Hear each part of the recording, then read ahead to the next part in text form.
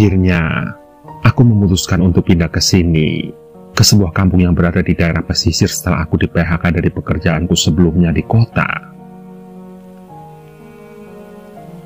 Awalnya aku tidak pernah membayangkan akan hidup di tempat terpencil. Namun, mau bagaimana lagi? Uang simpananku di bank tak cukup untuk membiayai hidupku di kota selama menganggur. Lagi pula aku harus bersyukur karena di kampung ini aku diterima menjadi tenaga guru honorer di sebuah SD, sesuai dengan ijazah D3 yang kupunya.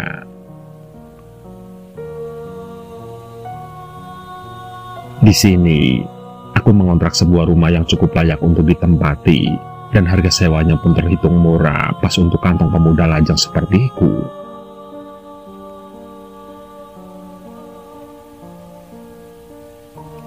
Gelap sudah merayap ketika aku sampai di hari pertama kedatanganku di kampung ini.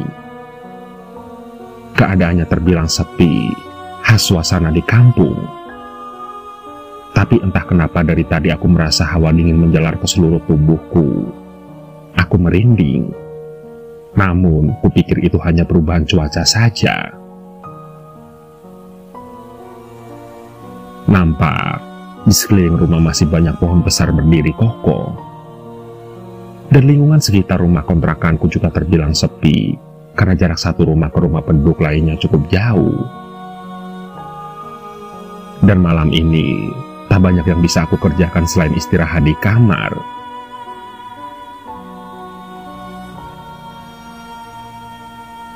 Setelah sholat maghrib, aku kemudian tenggelam dalam majalah yang aku beli tadi di terminal. Namun, tiba-tiba saja perutku terasa lapar. Aku pun lantas ke dapur, mencari nasi bungkus yang tadi siang aku beli sebelum berangkat ke sini. Aku membeli 2 bungkus. Kupikir, sebungkusnya bisa kupanaskan untuk makan malamku nanti. Namun aku kecewa, karena nasi yang masih utuh itu ternyata sudah basi. Aku kebingungan. Mau masak nasi tapi memakan waktu yang cukup lama, sedangkan perutku sudah berontak minta diisi. Aku kemudian memutuskan keluar rumah, siapa tahu ada warung di dekat sini yang masih buka. Harapku dalam hati. Nampak, suasana di luar tidak terlalu gelap, sepertinya purnama tak lama lagi akan bersinar penuh.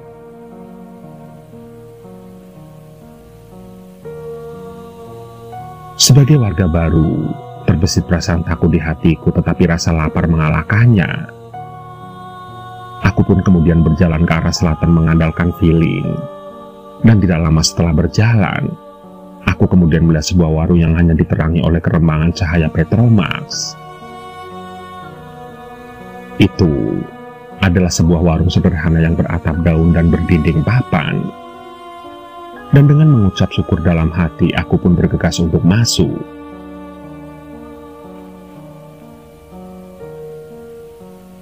Warung itu terlihat sepi.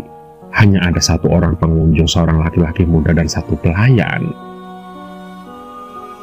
Yaitu seorang wanita parubaya yang duduk diam membisu. Aku pun lantas menoleh sekilas pada si pemuda yang sedang asik menikmati makanannya. Ketika pandangan kami bertemu, aku mencoba tersenyum padanya. Namun ia diam saja sambil meneruskan melahap hidangannya.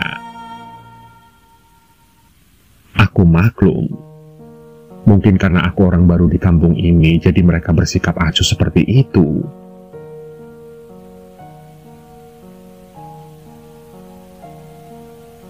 Nasinya, Bu. Lauknya terserah. Pintaku.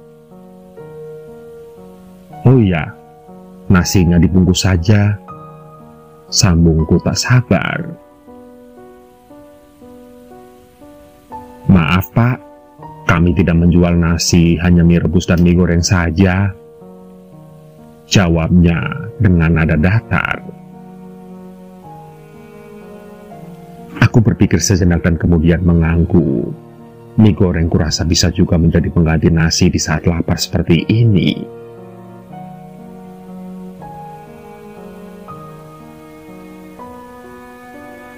Ibu penjaga warung itu pun mulai menyiapkan pesananku, namun gayanya meracik makanan terlihat asing di mataku. Sampai tiba-tiba hidungku mencium aroma tidak sedap seperti bau daging hangus. Refleksku tatap wajah si tamu, dan aku terkejut setengah mati. Darahku terkesiap. Wajah pemuda di sampingku itu kini penuh dengan luka-luka bakar, yang sontak membuat aku memejamkan mata, berharap semua itu hanya halusinasiku saja.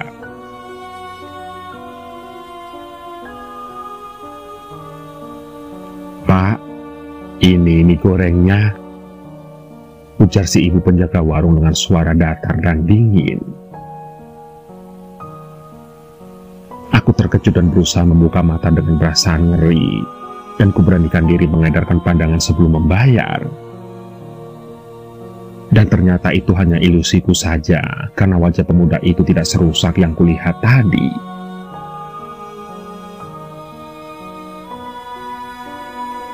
Tidak sadar, aku tersenyum.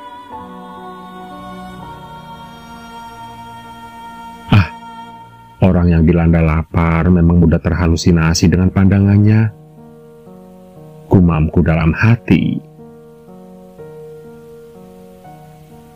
Singkat cerita, setelah membayar aku bergegas pulang dan ingin segera menuntaskan rasa lapar di perut yang kian menghebat. Namun sebelum pergi, aku merasa ada yang ganjil. Kulihat si pemuda tadi sudah tidak ada lagi di tempatnya. Aneh, kapan perginya? Dan tiba-tiba aku pun mendengar suara lolongan anjing di ujung kampung yang terdengar pilu, yang sontak membuat bulu kuduku tiba-tiba meremang. Aku pun lantas bergegas pulang dan ingin segera sampai di rumah.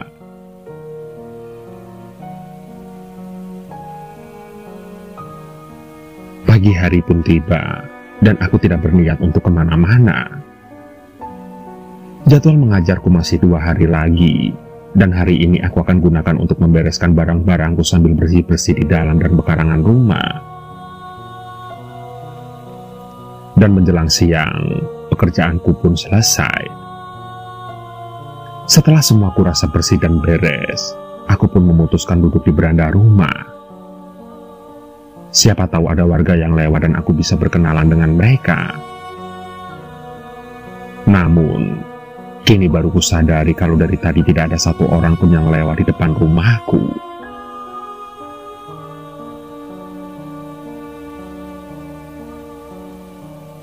Apakah tempat ini sedemikian sepinya, hingga tidak ada satupun sosok manusia yang bisa kujumpai? Begitu, tanyaku dalam hati.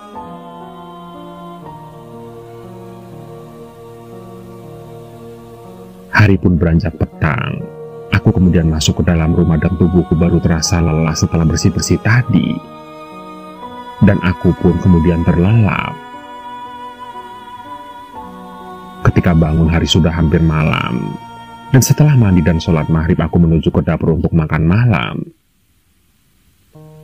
Namun, aku terkejut ketika aku dapati nasi, telur ceplok dan mie goreng instan yang kubuat tadi siang sudah basi. Aneh.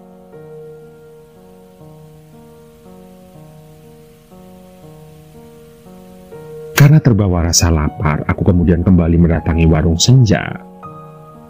Begitu kemudian aku menyebutnya. Ketika sampai, aura dan suasana yang tercipta masih seperti kemarin, dingin dan terkesan mistis. Namun kali ini pengunjungnya agak ramai.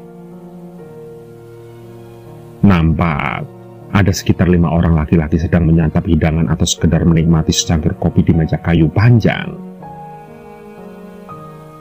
Anehnya dari sekian banyak orang itu, tak satu pun dari mereka yang terlibat pembicaraan. Semuanya sibuk dengan hidangannya masing-masing tanpa peduli dengan orang di sampingnya. Sontak, aku memutuskan untuk tidak berlama-lama di sini, pun untuk menyapa dan tersenyum basa-basi. Namun, ketika akan membayar, aku sontak terkejut. Wajah ibu penjaga warung yang ada di depanku tiba-tiba berubah menjadi menyeramkan. Kulit wajahnya melepuh dengan sorot mata dingin yang tajam menghujam. Refleks, aku mencoba untuk berteriak dan mencoba minta pertolongan pada pengunjung yang lain. Namun suaraku tercekak di tenggorokan. Dan ketika memandang sekeliling warung, aku semakin terkejut. Karena wajah para pengunjung itu tidak ubahnya seperti wajah si ibu penjaga warung. Wajah-wajah itu tidak hanya sepucat kapas, tapi penuh dengan luka-luka bakar. Bahkan, ada yang sudah dikerumuni oleh belatung. Dan yang lebih menakutkan lagi, mereka kemudian berdiri sambil meraung-raung kesakitan. Suara-suara itu seperti desisan dan jeritan yang terdengar tidak jelas, yang mendirikan bulu kuduk siapa saja yang mendengarnya. Aku terpaku di tempatku berdiri. Kakiku seperti tertancap di tanah dan tidak bisa bergerak. Nampak mereka terseok-seok mendekatiku, berusaha meraihku dengan tangan yang terjulur ke depan. Aku pun sontak menggigil dan kemudian jatuh pingsan.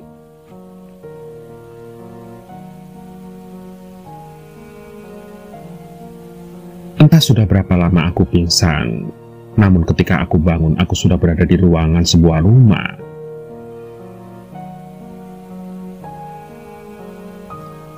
"Jangan takut, ini rumah saya," celah seorang pria parubaya sambil menyunggingkan senyumannya padaku.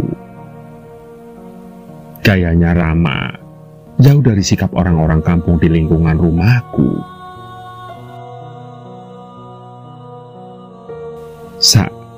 Saya, kenapa dengan saya?" tanyaku seperti orang yang linglung. "Saya Karim. Saya menemukanmu pingsan di sebuah pemakaman tua yang ada di kampung utara sana," jelasnya. "Pemakaman? Kenapa saya bisa ada di sana?" tanyaku bingung. Aku lantas bercerita tentang kejadian-kejadian mengerikan yang aku alami selama aku berada di warung itu. Pak Karim tampak terkejut mendengar ceritaku. Dia kemudian bercerita,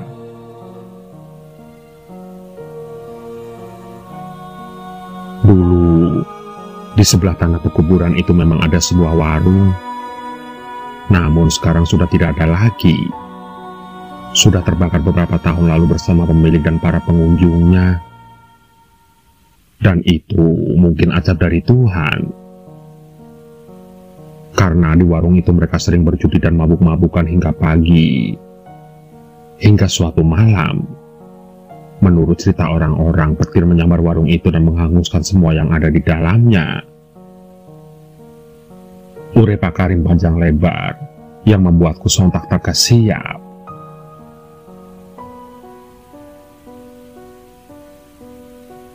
"Jadi," tanyaku dengan perasaan bergidik,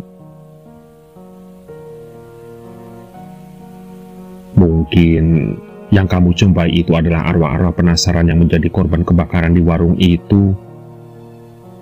jawabnya.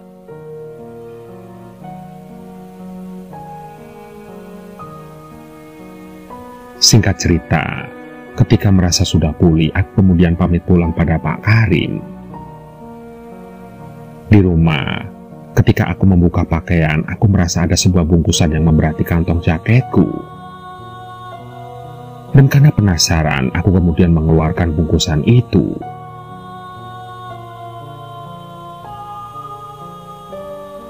"Loh, bukankah ini bungkusan mie goreng pesananku kemarin?" gumamku dalam hati. Aku kemudian lantas membuka bungkusan itu, dan ketika kubuka betapa terkejutnya aku. Karena ternyata yang ada di dalamnya bukan mie goreng, melainkan belatung-belatung yang masih hidup dan merayap-rayap. Sontak aku bergidik dan muntah seketika, sadar kalau belatung-belatung itu sudah masuk ke dalam perutku.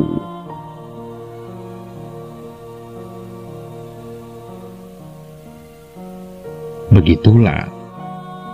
Itu adalah pengalaman paling buruk yang pernah aku alami ketika baru pertama kali pindah ke desa itu. Kisah yang sampai sekarang membuatku masih takut kalau harus keluar malam hari.